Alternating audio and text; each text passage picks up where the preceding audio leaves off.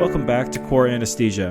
Whether you are a student prepping for tests and boards or a CRNA here to earn CEUs, we are glad you've joined us.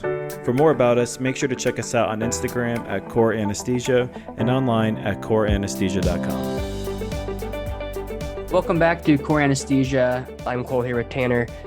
Today we want to do another break from rigorous anesthesia topics and do more of a real talk. And specifically today we wanted to go through finances with school. In no way, shape, or form, this is the big, bold disclaimer at the beginning of this. We are not financial advisors. We don't claim to be. We just want to kind of talk about our experience, how we prep for school from a financial standpoint, how we are going through school, and things that have come up that we wish we would have known about financial-wise, things that have either added to our costs or things that we could have done differently to limit the amount of costs going through school. And then people that we've talked to that have recently graduated and how they have adjusted into making six figures out of school and how they've worked at transitioning there. And then how Tanner and I are also planning, as we're going to be graduating here in a few months, to transition out, just from the feedback that we've gotten from people that have recently graduated in front of us and what their experience has been. So in no way, shape, or form are we claiming that this is the exact way to do it, the end all be all. And there are so many different approaches to the finances going through school, even when you get out, how you go about repaying your loans, investing, etc.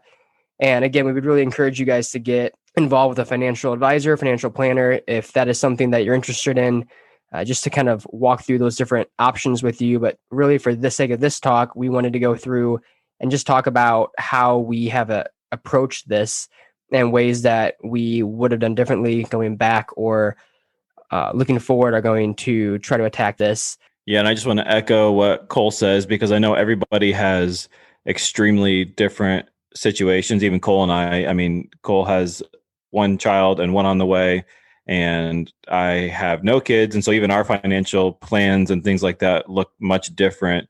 And we understand that people have many, many different backgrounds, many different lives, many different circumstances that happen even before or during or after anesthesia school that might change how you look at finances or what your priorities are.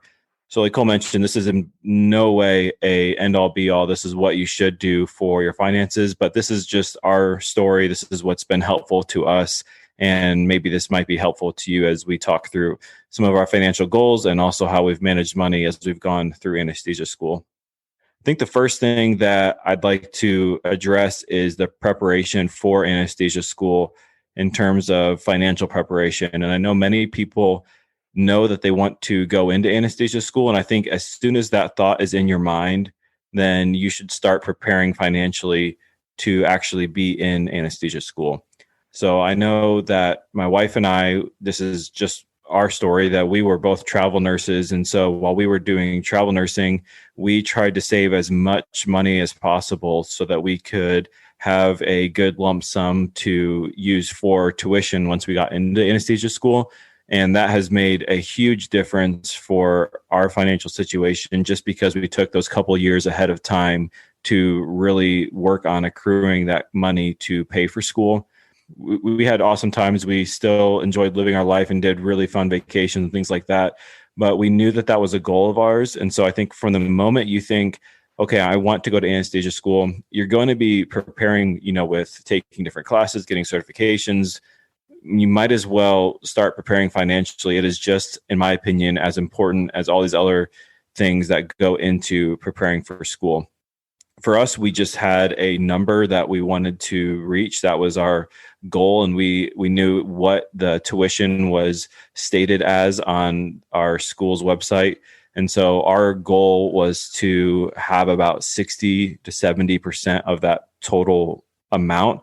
And that was zero science. We didn't have any reason why we picked that, but that was just what seemed attainable and also what would feel really good graduating. If we had this number, that's kind of how we got there. Is if we had this much in debt, that would feel really good getting out of anesthesia school. And so that's how we started that goal. And we just really started chipping away at that a couple of years early. For me, my story was a little bit different in the fact that when I graduated undergrad, I went straight into the ICU. I wanted to get my year and go right back to school as fast as I could. Because in my mind, the differential in pay grade that you can get from being an RN to a CRNA was so great that in my mind, I was thinking for every year that I wait to go back, I'm costing myself, $150,000, $100,000, et cetera. And so I really wanted to jump back right away. And that didn't really give me the option to save up a lot for the fact that I got out of school, worked for a year and a half, and went right back into school again. But for me, my biggest goal at that point was I knew I wanted to jump back into CRNA school. And so I wanted to get my undergraduate loans paid off before I went back to school. And I was blessed since I was a collegiate athlete. I had a lower tuition that I had to pay after my scholarship. And so I was able to pay off that in the year before I went back to school, which helped so much just to have that off my chest and not have to worry about that payment. But so my point I'm trying to get here is when you decide you want to go back, if you're not in the position like Tanner was to save up, these 50% for school, find those things that you can eliminate that you're going to have to pay for when you get back to school. So for me, that was my undergraduate student loan. 2, I wanted to make sure I had no car payments, have that completely taken care of. I wanted to get rid of all those little things that I was going to have when I started school. I just wanted that off my chest.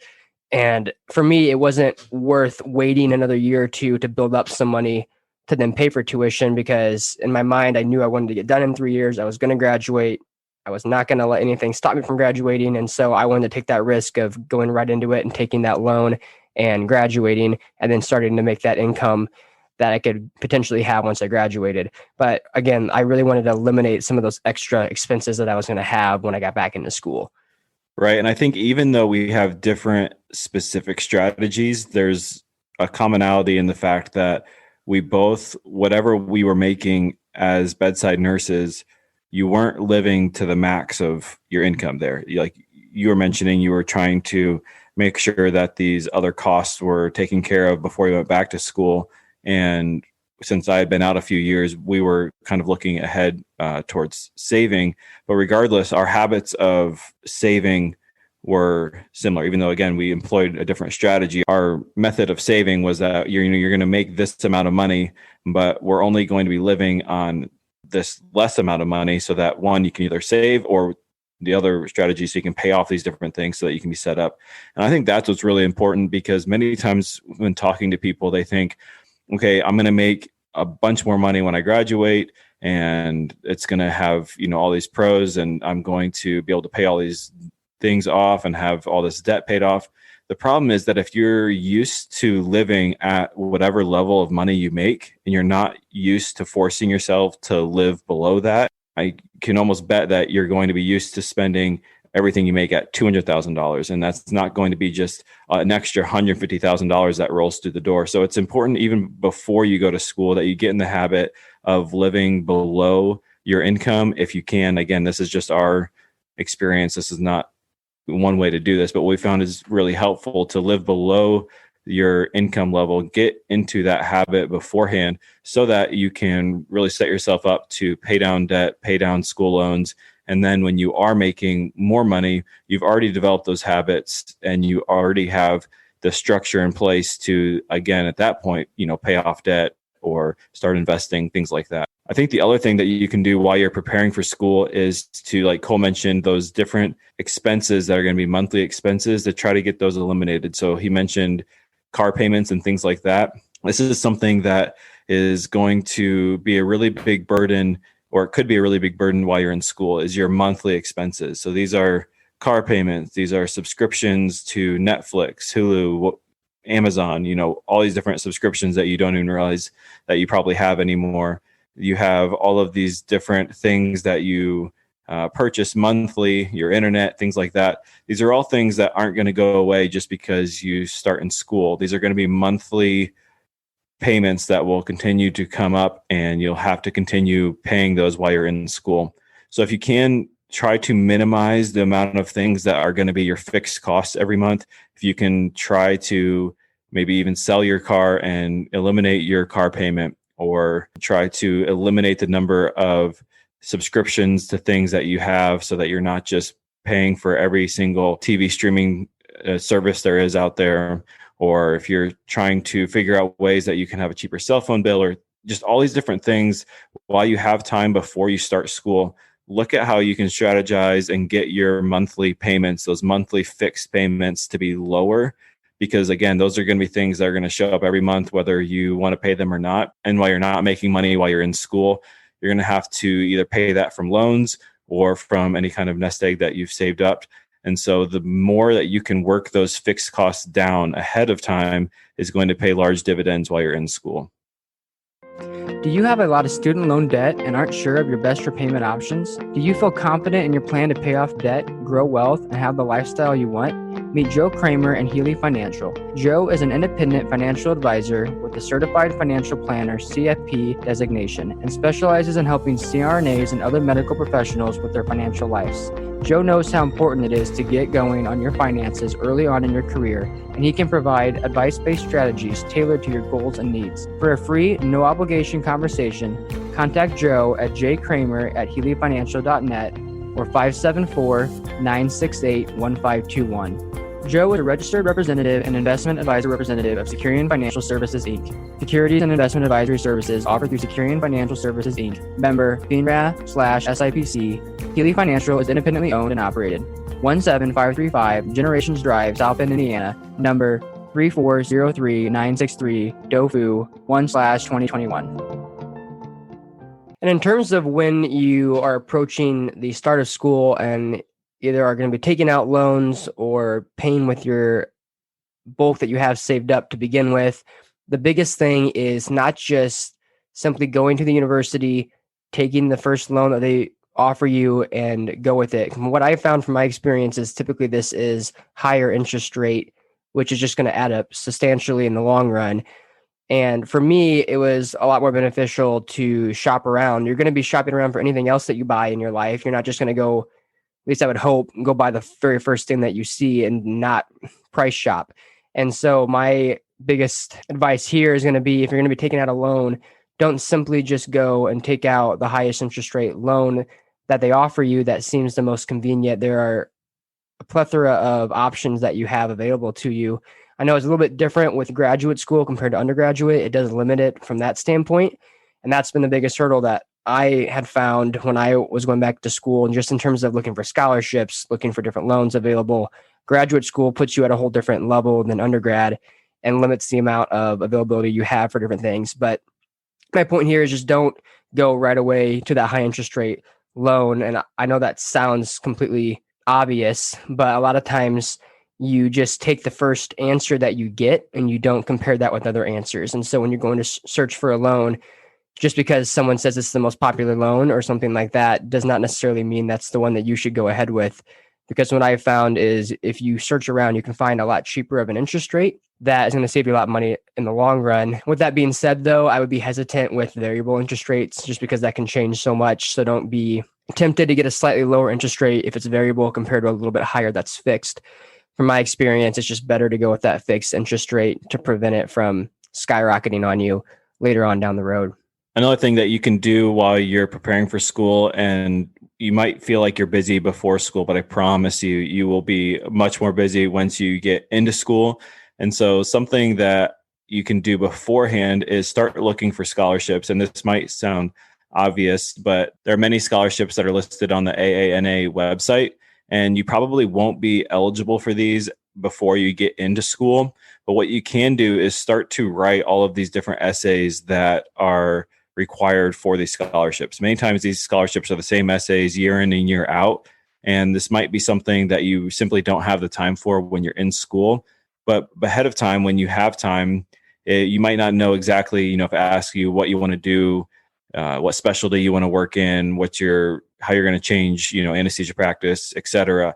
But there are a lot of things that you can write about why you became a CRNA, all these different things, and you can compile basically a list of generic essays and written up scholarship essays that down the road when you're in school, you can do this. And this will make you a lot more successful in applying for a lot more scholarships simply because you have a lot of the legwork done for you ahead of time. When you're looking at different scholarships to apply for, I hate to be the bearer of bad news, but again, with graduate school, there's just less amount of scholarships out there for anesthesia providers in graduate school. I wish that was different, but that's just what I have found.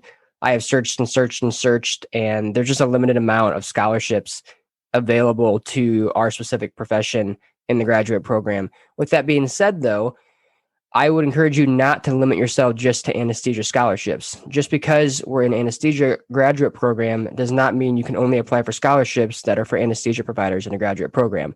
And it took me a little bit to realize that, for the fact of there are a lot more generic scholarships out there, that just because there's a bigger pool that'll be applying for it doesn't mean that you should not apply for it.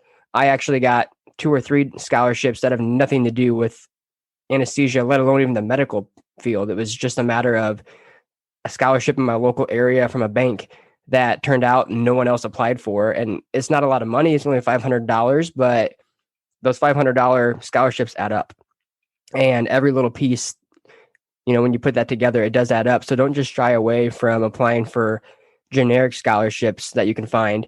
With that being said, as Tanner already talked about, get those essays done for the generic scholarships. That way, if you do ever come across one, you can just in a couple minutes submit those generic essays to an application and be done with it. And if you get 1 out of 20 that you apply for, if you already had all that work done and you can just do it in a few minutes each time, that's still worth it in the long run.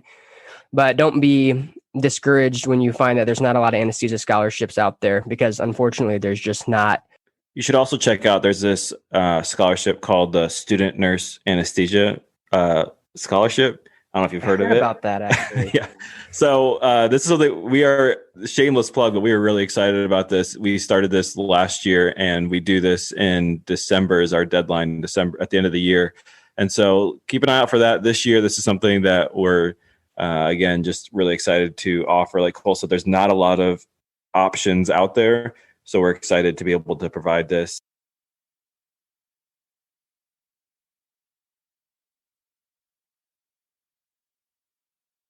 I would really encourage you to look at some of the peers in the class or 2 above you, see if they have any books that are passing down that are not going to be renewed. In terms of, a lot of times classes update the version of the textbook that they want for your class. Oftentimes it doesn't necessarily matter. Just look at ways like that you can save. Besides books, a big expense that I wish I would have prepared for was just my commute. I knew that I was going to have a lot of expenditures commuting from my house to school just because I live an hour away. But I didn't think about the fact that when I started clinical, just traveling to all these different clinical sites, that was just going to add up so much. And I think for me, I drive between 500 and 600 miles every week in terms of going to all my clinical sites. And that just puts a lot of wear and tear on my car.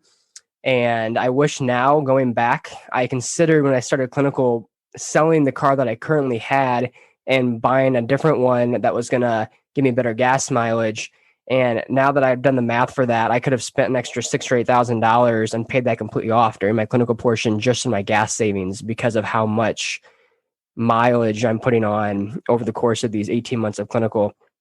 And that's just something I wish I would have thought about. And at this point, now that I'm so close, I could still invest and switch into a different car with a better gas mileage. But that's just something that, if you are going to be at a program that requires you to drive to all these different hospitals around your area, that's going to be adding a lot of mileage. Just think about that with your car and your car choice that you're going to have. The other flip side is you could not choose to drive and commute those, but you can actually have to live at those facilities. I know a lot of students in the programs around us have to travel a little bit further for their clinical sites than we do, and they have to look for different places to rent, to stay, whether that be finding a place even at the hospital they can stay at to save money, finding a peer that they know from the program that lives closer to that area. There's just a lot of ways that you can go about doing this to try to save money, rather than just going ahead and staying at a hotel for 4 or 5 weeks while you're going through that clinical site. That can add up very, very quickly. Another thing that I wish I would have known about before school was the cost of taking standardized tests. This is something that, again, is not just like you're going to pay $10 a month for the entire time and you can gradually absorb that into your monthly spending. These are things that, at least in our case, show up and it's like, hey, you need to pay $500 by next Monday. So these are things that, that's kind of a lot to absorb into your monthly spending, especially when you're on a fixed income or a no income while you're in school. And so these are things that I wish I would have prepared for ahead of time. For us, we take the C exam twice, and that's about, what is that, $300, $400 for the C exam? I think it was $250. Remember right. Okay. So 250, we do that twice. And then even your boards are now $1,000 to take your boards. And so that's another cost that will be coming up here at the end of the program that, you should keep that in mind and maybe set aside a little bit, or, from the very beginning, start saving $10, $20 a month for these standardized tests and just nestle that away so that when they show up, you have enough money to pay for those things. Another thing that shows up, and this can be different from person to person, but there are a ton of different resources for anesthesia providers. So, this is what we offer. We offer a monthly subscription for our podcasts, and we think that's really helpful and valuable to people because they can study while they're in the car and while they're commuting, things like that. But we are just one of many different subscriptions that you can use. There are people that, choose for practice questions for boards. There's people that use actual content online that they pay a subscription for. There's different anesthesia apps that you can use. There's many different books or anesthesia guides that you can keep with you in the operating room, and you can purchase that book. There's things for pediatrics. There's things for drug calculations. There's across the board, really. If you think of something that you want to use in the OR, probably somebody's created that resource. And what that amounts to is somebody will probably tell you, you have to have this, before you start clinical, you have to have this book, you have to have this app, you have to have, these different things. And without knowing, you can easily spend quite a bit of money. Many of these things I find are very, very helpful. And then there are some things that, really I wish I wouldn't have spent the money on maybe up front. And so I think that's just something to take with a grain of salt.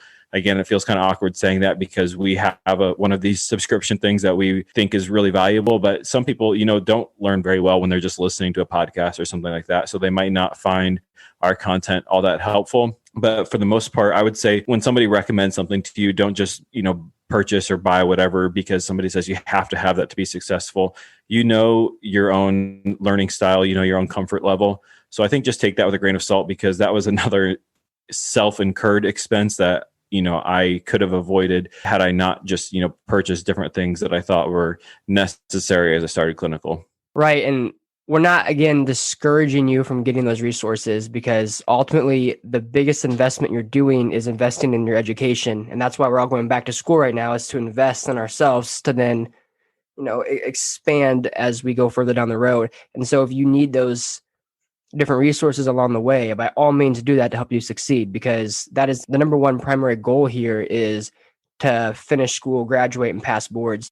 The next thing that I think is important to think about, and again, this is just our experience, but I think real estate is something that you should consider when you're going to anesthesia school. And the reason I say that is because you are thinking about living somewhere for 3 years. And again, this is our experience because we are in one place for 3 years. I know many other schools, you do a year and a half of coursework and then you're moving from place to place for your actual clinical sites. And so it might not make sense to actually purchase a home.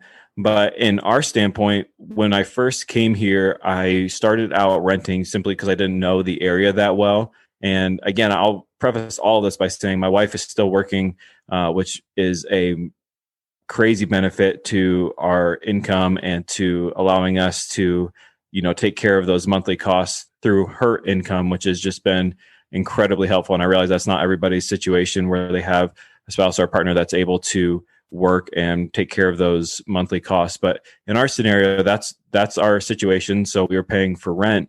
And as I was looking around the area, I was finding these houses that monthly I could be saving almost half of my monthly cost in rent just by purchasing a house. And so this is something that we did. We have bought and sold houses previously to starting anesthesia school. So it's something that we were a little bit more comfortable with, but this has been something that has really completely changed our financial outlook for finishing school.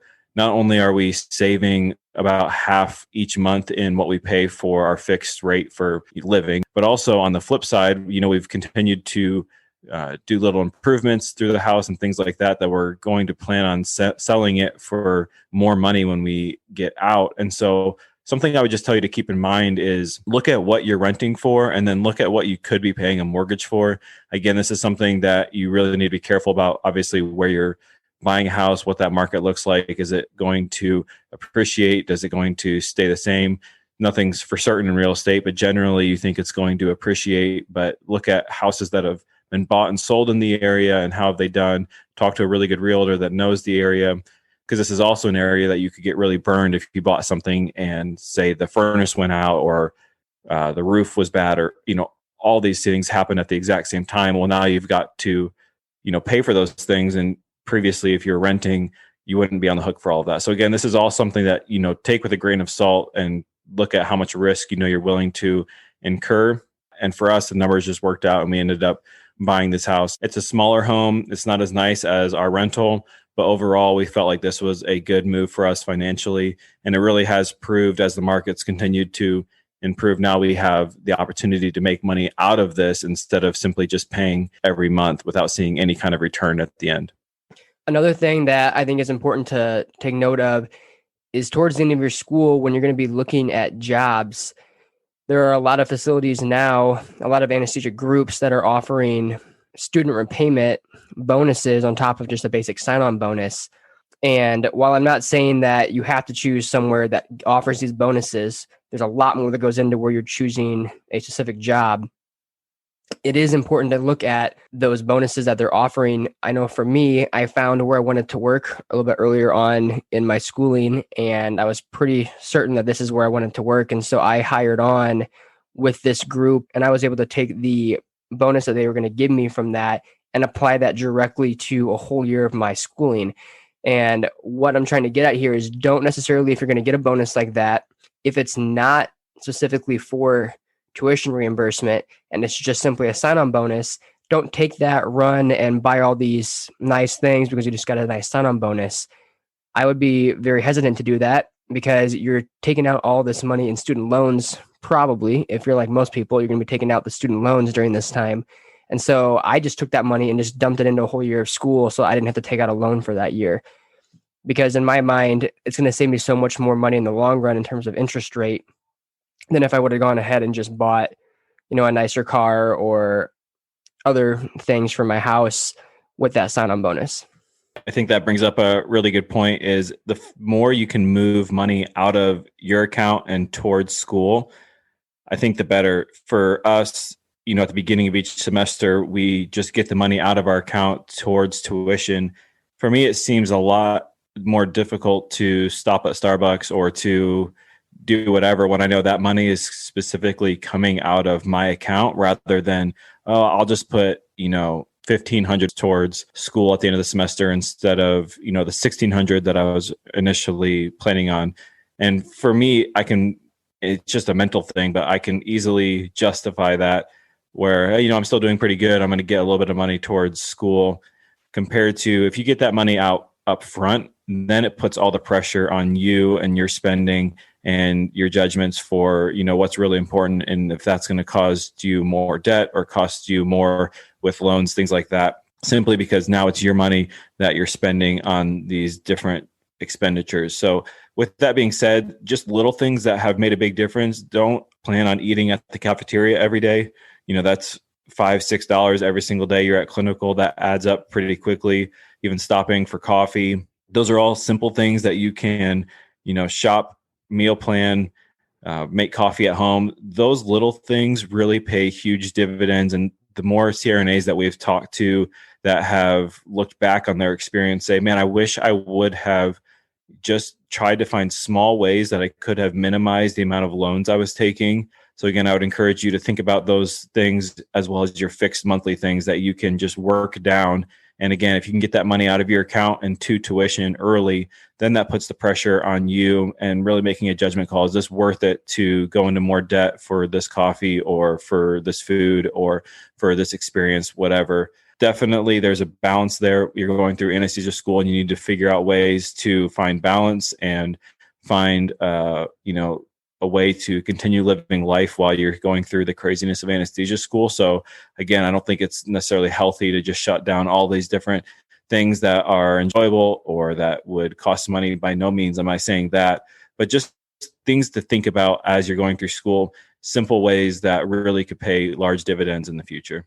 When you get close to graduation and after you graduate, that short period when you're taking those few months before you get all your board certifications done, et cetera, before you start working.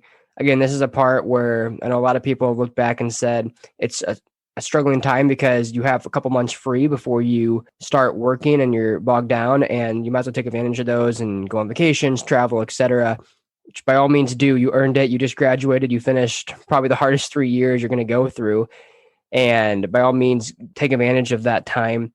But I know a lot of people have told me that they regret how much they spent during that time just because they still are in the same amount of debt that they were when they graduated. They're just no longer bogged down by the time commitments of school for those couple months. And then on top of that, when you go ahead and start working, a lot of people have told me that that first year that they transitioned into the working environment and getting that payment each month, they really regret instantly shifting their new normal to making what they're making. And Tanner alluded to this earlier, but don't just simply become used to that new salary. You're used to making hardly anything and actually nothing during these 3 years. We're used to spending money.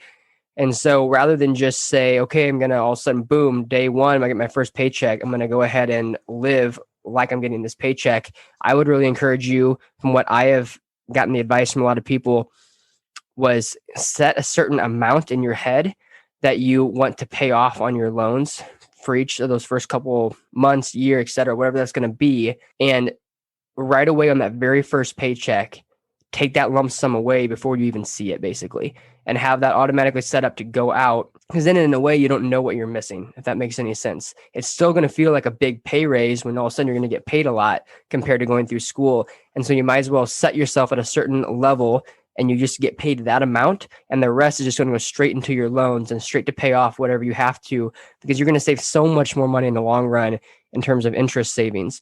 And we're used to making practically nothing right now anyway, so you might as well go ahead and do that. I've talked to several CRNAs that said just in the interest that they have to pay on these big loans, because most of the time students that graduate from anesthesia school have over 6 figures worth of loans. And the interest on that just starts to rack up so much that if you can't get ahead of that right off the bat, you're going to end up paying so much more in the long run. And the last thing that I'll add here, when you're looking for your job, many times I know, especially while we're in school, we see these job postings and, they say, this is what you're going to make a year. And you think, oh my goodness, I have to work there. Look what they're paying. This is an incredible sign-on bonus, incredible student repayment, all these different things. I would just encourage people, and this is advice that I've received, to just think carefully about the amount of money that is being offered. Many times these are jobs that are more rural, which might be great, but think about what you want in a job, what you want in an experience, and really prioritize that and then look at the money. I know often with student loans, you think, well, if I could just make that for 2 years or make that for 3 years, I'd be set and I could pay off all these different loans. What the advice that was given to me that I think is really valuable is that oftentimes these jobs, if it's not really what you want and it's not something that you want as far as experience or where you want to live or around family or, the list of all these different potential priorities, many times these people get very burnt out and they might change jobs within the year. Maybe they are finding different ways to find release from their job. And so they're buying new cars, or trying to find a really cool house, or they're trying to go on these crazy vacations because they just have to get out of this horrible job that they're stuck in. So many times the actual pay is negated by all these different things. It costs money to transfer jobs, time you're going without payment, time to move all of your things, costs to pay for moving, all that sort of thing. So oftentimes that, combined with the extravagant expenditures, whether that again is house or car or vacations or whatever, many times those really high paying jobs, if it's not really what you want in a job, can many times pay you even less than if you would just take a job that is exactly what you want or is more in line with what you want and maybe pays less.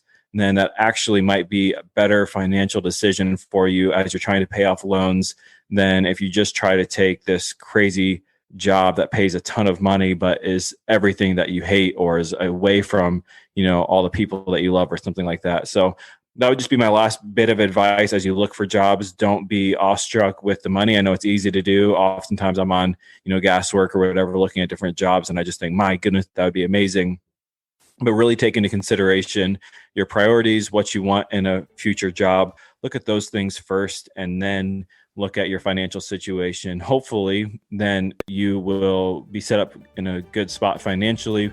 And like Cole mentioned, living modestly as you first get out of school to make sure those things are paid off quickly, I think will then give you the freedom that you want financially as you move forward.